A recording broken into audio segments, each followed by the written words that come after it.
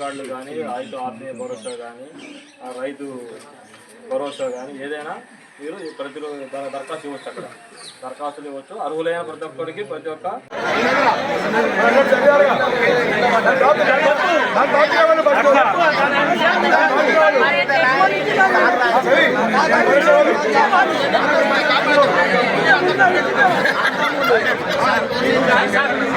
జరగాలి.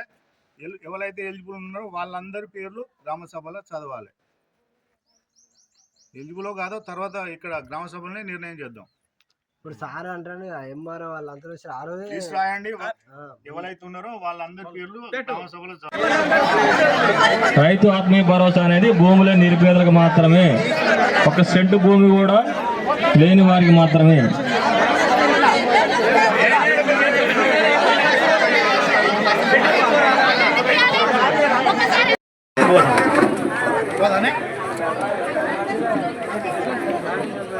నీదెట్లా మరి?